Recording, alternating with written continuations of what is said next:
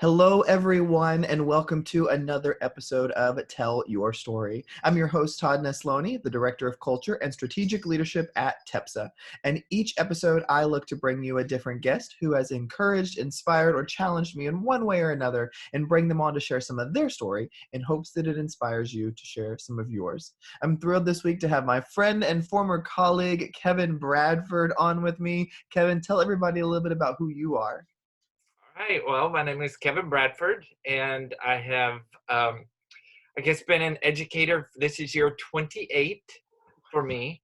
So I teach special education in College Station, Texas at Riverbend Elementary, brand new school. Yep. This is their first year, so it's been great.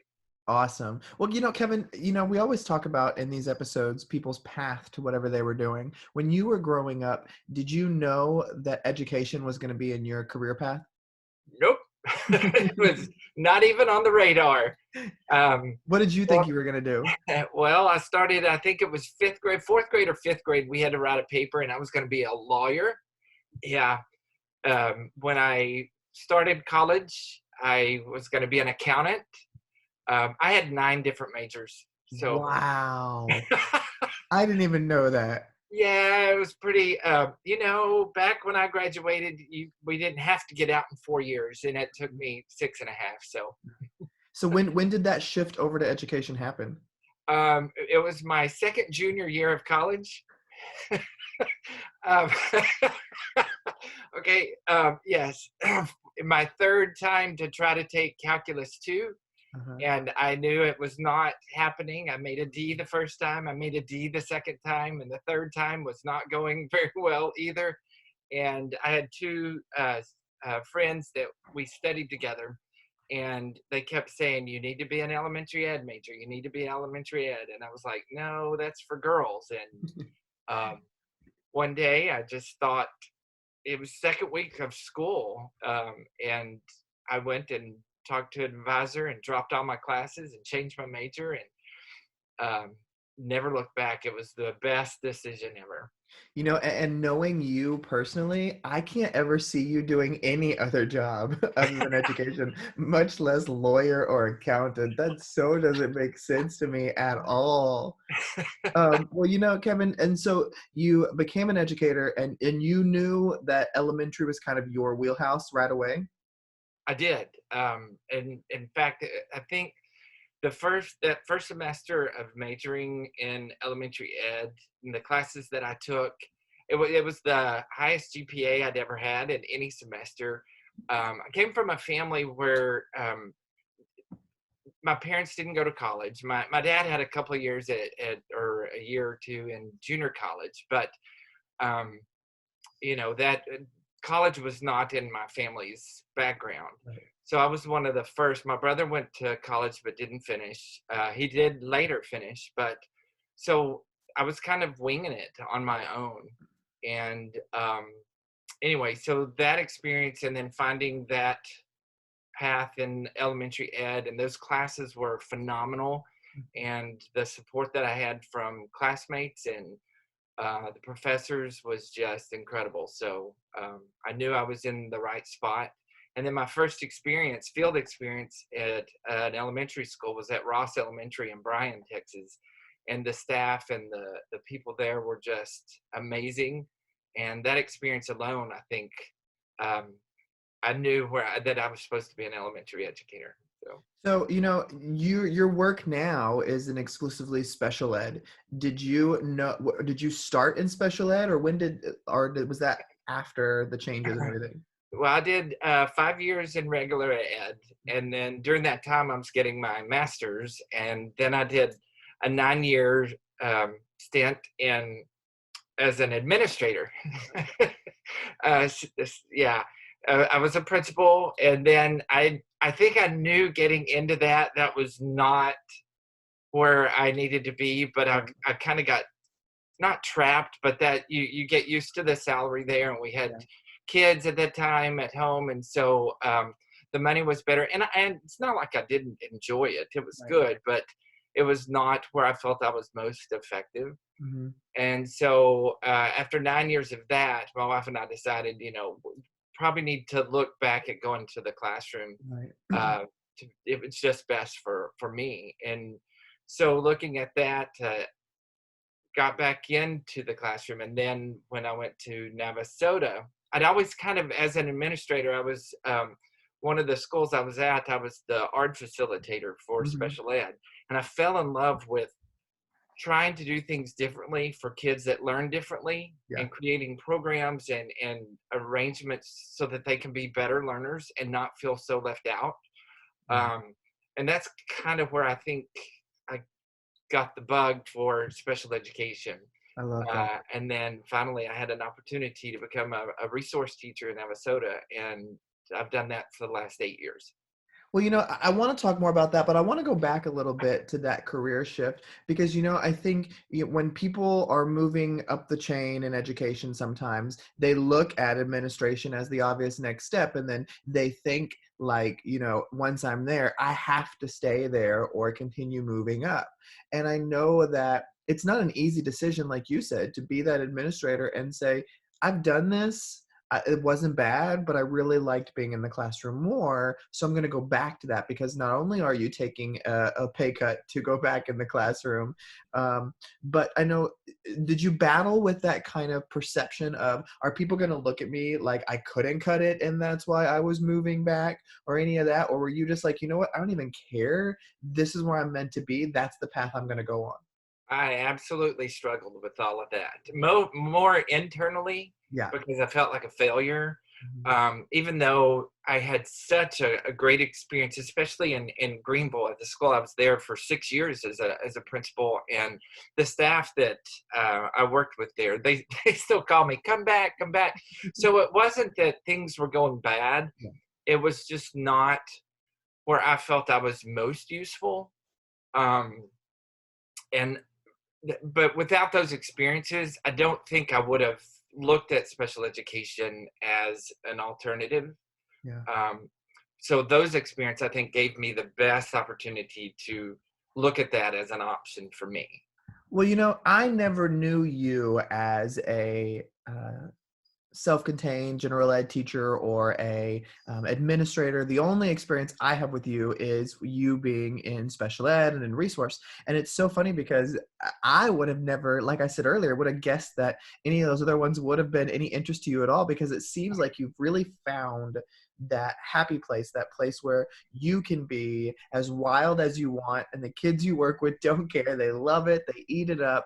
But I love that. I feel like you really get to pull at the edges of what's possible with kids who are often marginalized or counted out with things. And so when you moved into special ed, was that in your head from the start, like, I want to make this different? Or did you come into that thinking after being in it for a little bit? Um, so going in, because my background is not special education, I think I had one special ed class in college.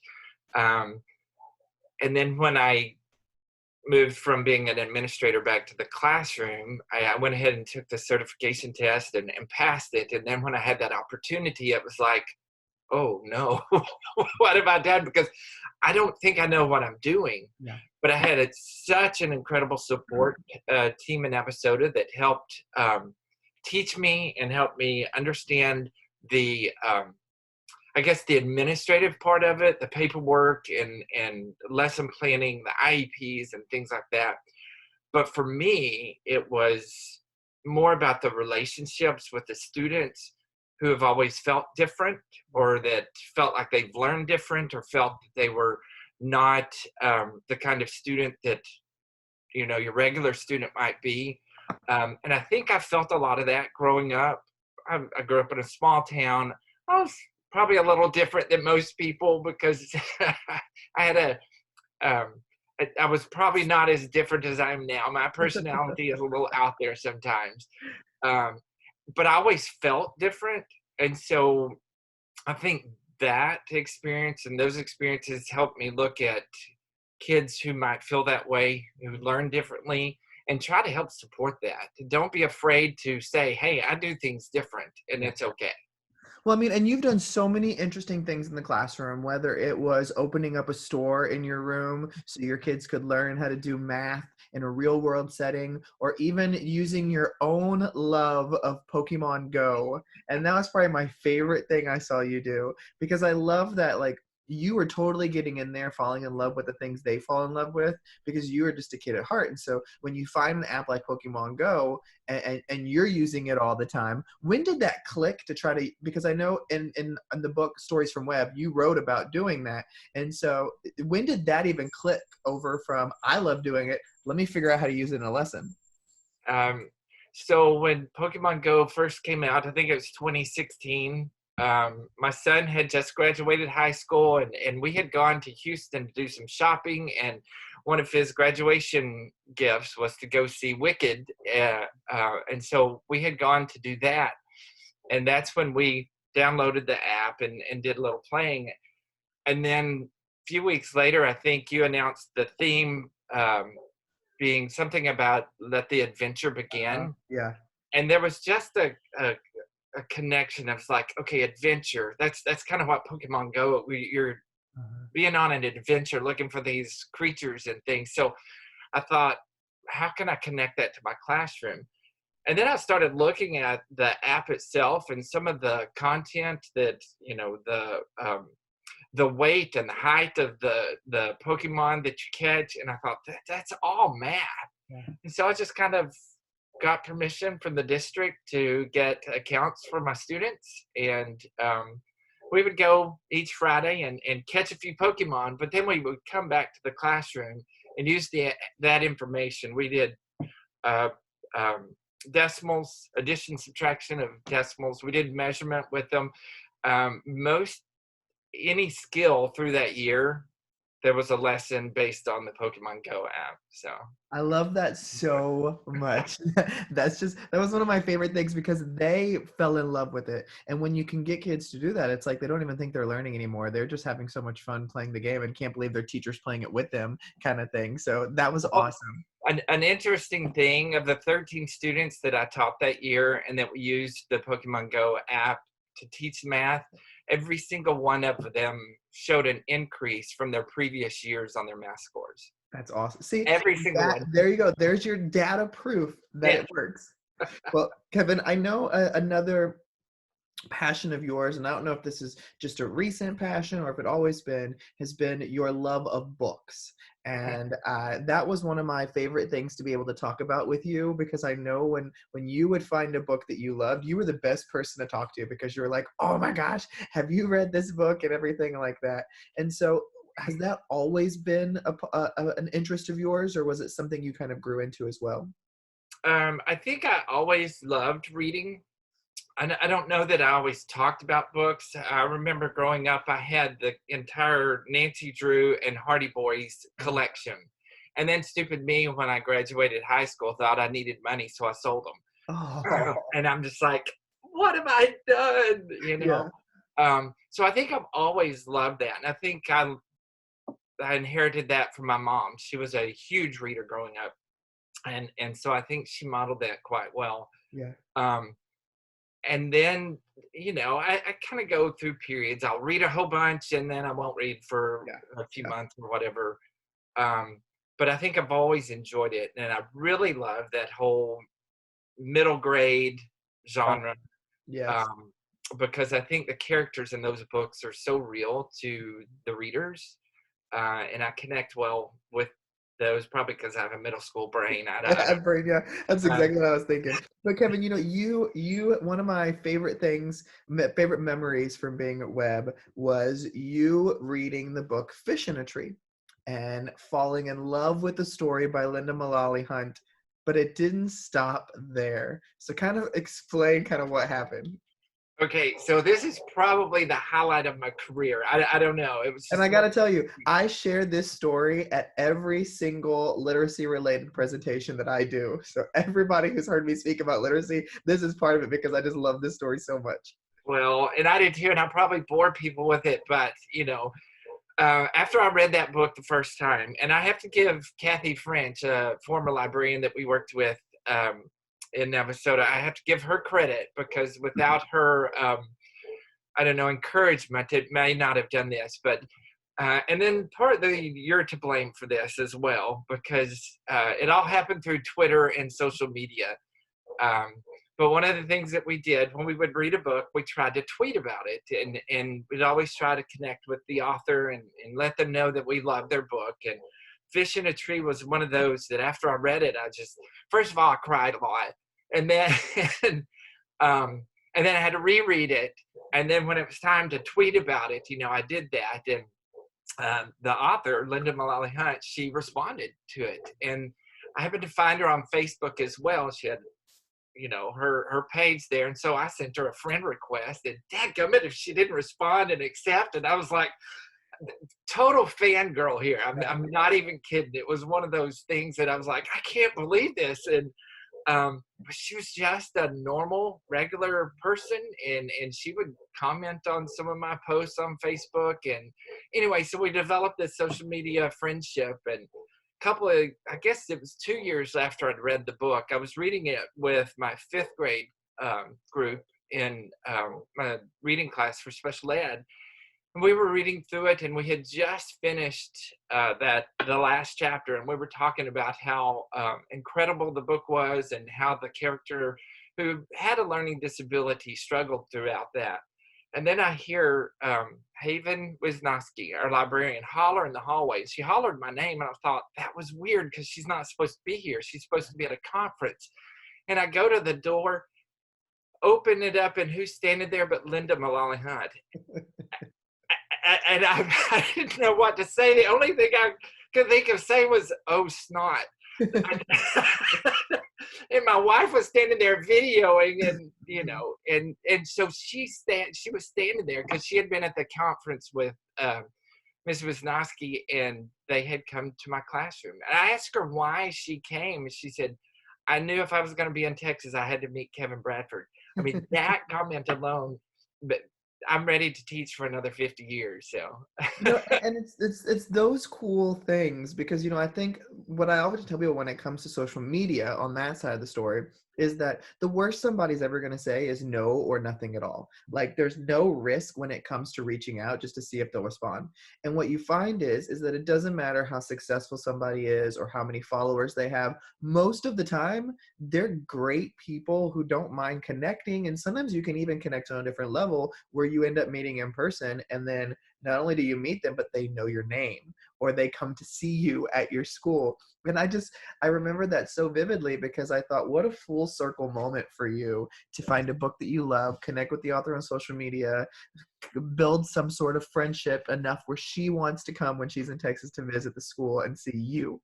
And it reminds me so much of when I got to meet Catherine Applegate, because she's like my author hero. I mean, she is the reason I fell in love with books, because of her Animorphs book series. And I remember tweeting her once, and she responded, because I thought she is never going to respond. Like, she's got the one and only Ivan and Wish Tree and all these big deal books now. She's not going to respond to me. And she just liked it. And I about died. And then another one I shared later, she retweeted it and responded, "Thanks so much for reading it." And I was like, she probably puts that to everybody, but I don't care. She wrote that to me. And you get in your head, I don't even, this is probably somebody else writing her account, but I don't even care. I'm going to believe that it's her. And then when I got to meet her at the NCTE conference, I will never forget it, because I brought I have the entire Animorphs series still. I did not get rid of mine after high school. I saved every single one, and I brought her the very first one, and I met her, and I still remember so vividly her turning around and going, "Oh, Todd!" And I was like, she knows my name. And then she signed it, and I told her how much it meant, and then she started crying, and then I started crying, and then she goes, "I just gotta tell you," she goes, "I don't even own all the Animorphs anymore. I can't find them all." She goes, "So you have more of them than me." And I was like, done. I'm cooler than Catherine Applegate now, because I own all her books. So I can't even imagine something like yours where she shows up at school. Yeah. And it wasn't it like right around when you had finished reading the book with your students too, like the perfect timing of it all? Yeah, we had actually finished just that day. And so she spent the rest of the afternoon with my kids. I got permission to keep my kids for the rest of the day, and she talked with them about the characters in the book and they had so many good questions about, are you going to write a sequel? One of my favorite characters in that book was Albert, who Uh-huh. was probably brilliant mind, super intelligent kid, but struggled socially, which is a lot of, sometimes I deal with that with my students who don't know how to function traditionally in a traditional classroom because of one reason or another. And so we talk about that. Even the shirt I'm wearing is like, you Uh-huh. know, to, Dance dancing to to a different. different beat, and that's kind of what happens. But she spent the rest of the day with us in the classroom. She even gave me my bracelet. I still wear it. It says Oh, be someone's hero and find your grit. um, so she was just fantastic. She let me take her around to all the classrooms at school and introduce her to teachers and students in there. And so, and I I think love most that of, story so much just because of, that's one of those moments that as an adult, you're not gonna forget because it was such a cool thing, much less what it meant to the kids to meet an author and things like that. So it's so cool. Well, Kevin, we've talked about how you work with special education students and that wasn't your career path, though. It even wasn't something you started education, but it's where you have found your home now. What do you think is probably the biggest lesson you've learned working in resource and special education?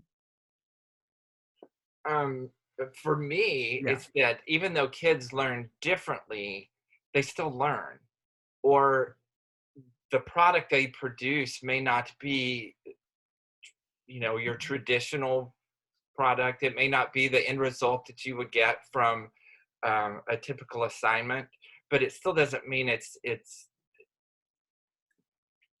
that they're not as intellectual as a traditional student might be.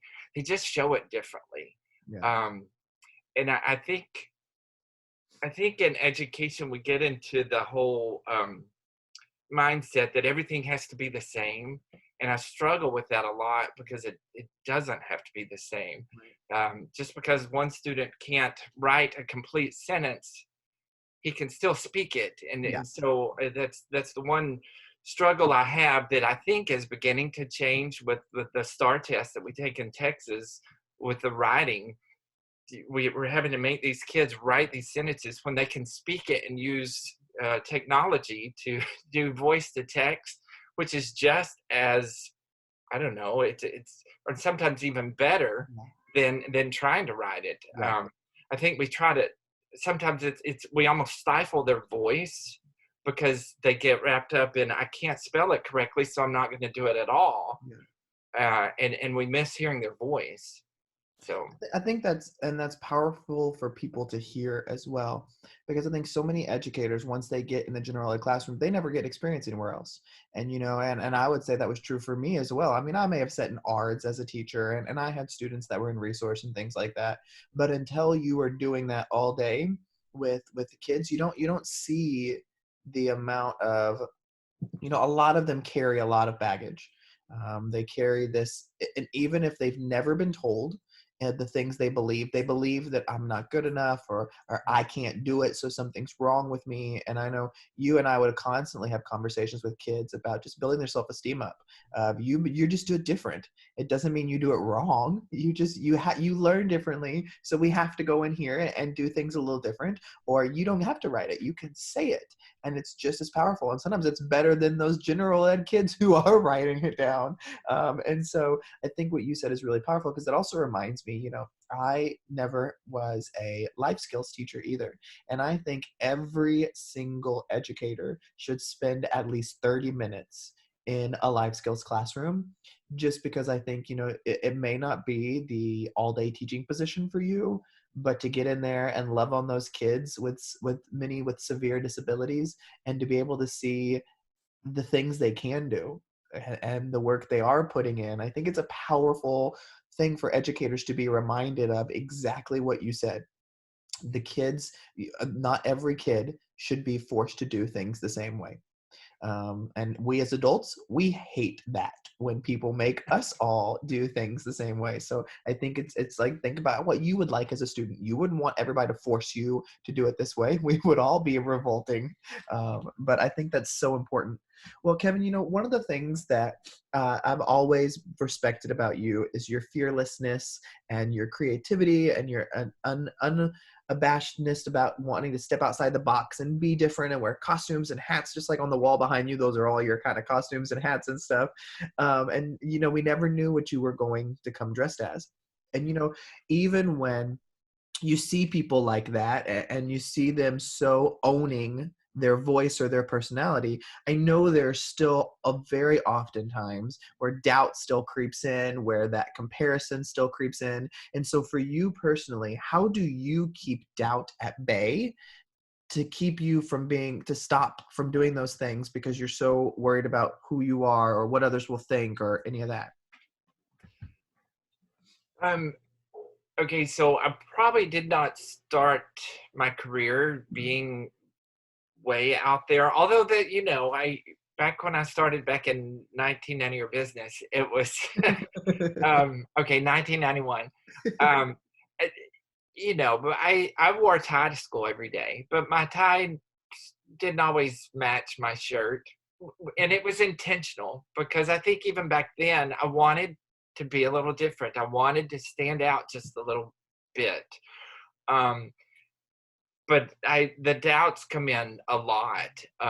Even now when I get up and I'm trying to decide what to wear to school that day, how crazy do I want to be, or what kind of meeting do I have today? I'll think about that, and then I just go, I'm 53 years old. It's okay to be a little bit different, Right. and I think that has shifted or has helped me talk with my students. It's okay to be different. Right.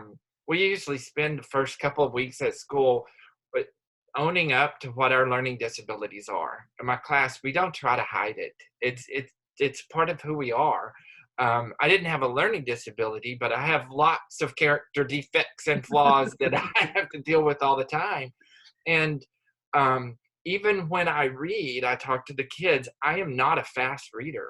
I will oftentimes read a sentence 2 or 3 times just so that I can make sure I understand what the author is trying to get. And so we talk about that, and that alone might be some kind of learning disability. I don't know, but so we try to do that. But I think I've learned over time to be less doubtful about my abilities as a teacher, and just go with it. Yeah. But it still creeps in Yeah. all the time. And I say this every episode, but that's what I loved about this question is it's no matter who I'm interviewing, every single one of us still has that as a battle. And I think that's important people to hear and be reminded of, that it's not something anybody grows out of. You get better at battling it, but there's still days where you're not as good. So, well, Kevin, one way that I always love to end these conversations on is, for all of us, we hold certain thoughts and beliefs really close and they're really passionate.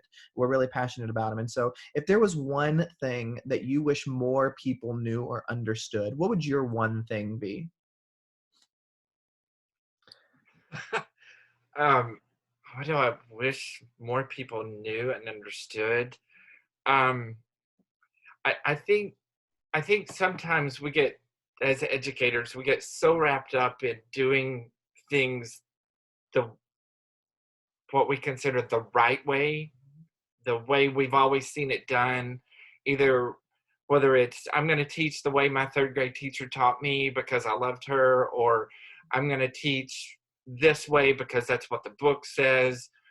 I think we have to get past that. There's no right way. If there was a right way, we would have it already, and we would have a perfect education system. Mhm. But we don't. We have to be willing to do things differently, Yeah. because you never know if that one different thing might reach a kid that has struggled with understanding something all this time, and then all of a sudden the light goes on.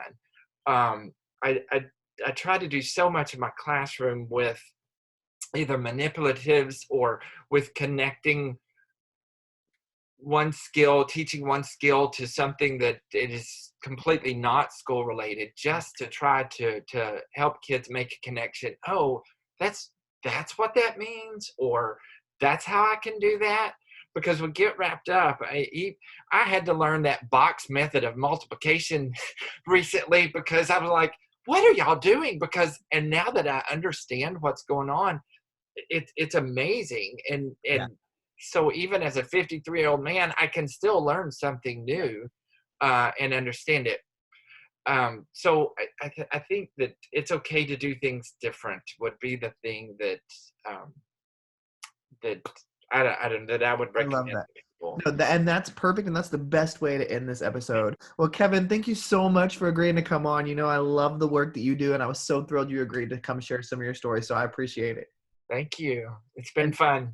And thank you, everybody, for listening or watching another episode of Tell Your Story. Remember, you can check out all past episodes on iTunes, SoundCloud, Spotify, YouTube, wherever you get your stuff. It's there. I hope today's conversation with Kevin has inspired you to get out there and tell your story, because every story matters.